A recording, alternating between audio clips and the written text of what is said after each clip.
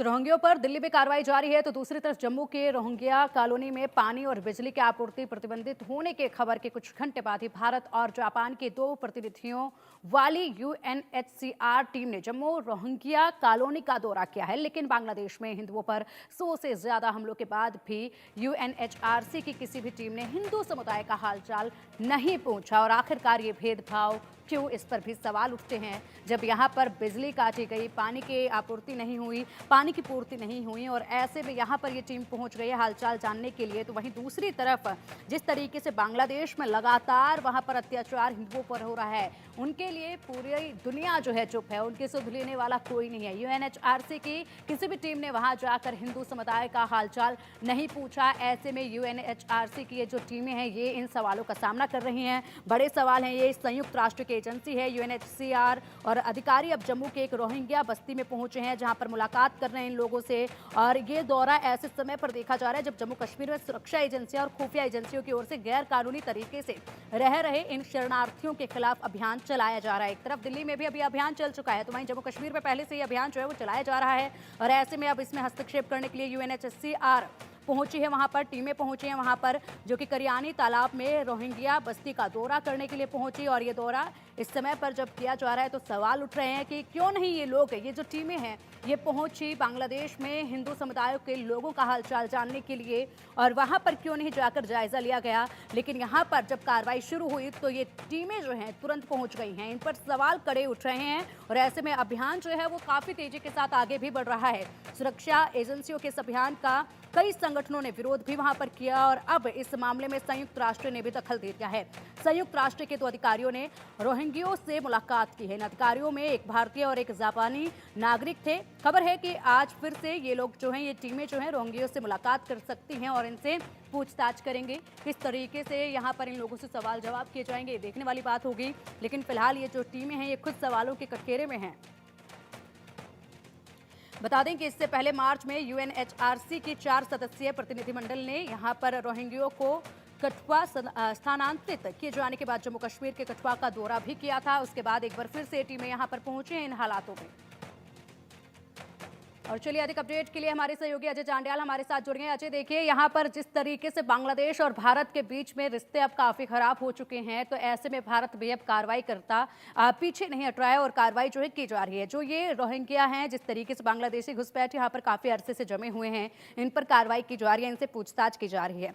पानी और बिजली की कटौती की गई, उसके बाद यहां पर अब यूएनएचआरसी की टीमें पहुंची हैं जो इनसे पूछताछ की है। इसके साथ ही ये भी बताया जा रहा है कि आज फिर से ये टीमें जो है पूछताछ करेंगी। बड़ा सवाल यहां पर यह भी उठता है कि ये टीमें यहां पर तो पहुंच गई हैं पूछताछ करने के लिए, सवाल जवाब करने के लिए, हमदर्दी दिखाने के लिए, लेकिन ये जो टीमें हैं ये बांग्लादेश में हिंदू समुदायों के लोगों से मिलने के लिए क्यों नहीं पहुंची? देखिए, बिल्कुल यही सवाल जो है हम भी लगातार उठा रहे हैं कि आखिरकार ऐसा क्यों हो रहा है। जब यहाँ पर सिर्फ ये खबर आई कि यहाँ बिजली पानी के कनेक्शन को जो है वो काटा गया है, उसके बाद क्यों जो है यूएनएचसीआर की टीम जो है यहाँ पे पहुंची, और ऐसा ही जो एक्शन इनका वहाँ बांग्लादेश में क्यों नहीं दिखा। जब इतने पिछले कई दिनों से हिंदू मारे जा रहे हैं, प्रताड़ित होते हैं, वहाँ पर उस मसले को लेकर भारत सरकार कई बार जो है यूनाइटेड नेशन को लिख चुका है, मगर उसके बावजूद भी नहीं। यहाँ उनकी हालत में आपको बताऊँ, सामने जो आप मार्केट देख रहे हैं, मैं कोशिश करूंगा यहाँ से आपको विजुअल बताने की।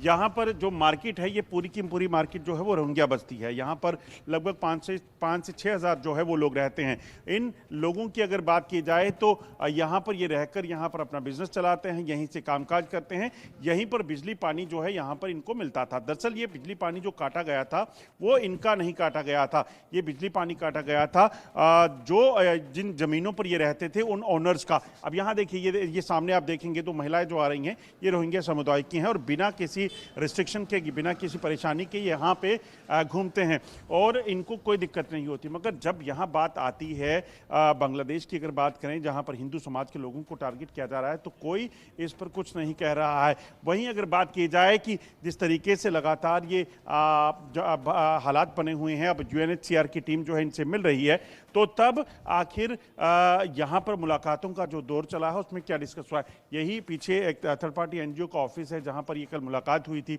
यहीं पर एक जापान और एक भारतीय मूल के जो यूएनएचसीआर के मेंबर हैं वो यहाँ पे पहुंचे थे और उन्होंने आकर मुलाकात की थी और आज भी इस चीज़ का अनुमान लगाया जा रहा है कि वो मिलेंगे। आपको ये भी बता दूं कि इस यूएनएचसीआर की टीम ने जो है मुलाकात के लिए पुलिस और प्रशासन से भी समय मांगा था, मगर पुलिस ने बिल्कुल मना कर दिया मिलने से, क्योंकि उनका इससे कोई डायरेक्ट जो है इनके साथ कोई कम्युनिकेशन का कोई मतलब नहीं बनता है।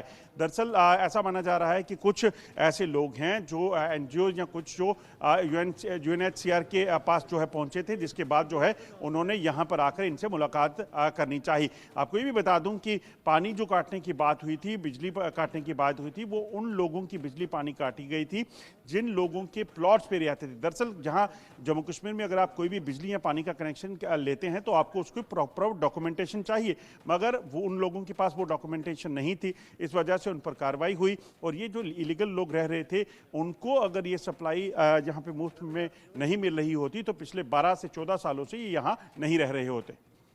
बिल्कुल बिल्कुल सही बात है। यहाँ पर जिस तरीके से यहाँ कोई भी असुविधाओं का सामना इन लोगों को अब तक नहीं करना पड़ा है और बड़ी ही सुविधाओं के साथ ये लोग रह रहे हैं। इसी बीच खबर ये भी है अजय कि 158 ऐसे रोहिंग्या हैं जिन्होंने गैर कानूनी तरीके से जम्मू कश्मीर में अपने आधार कार्ड बनवाए हैं।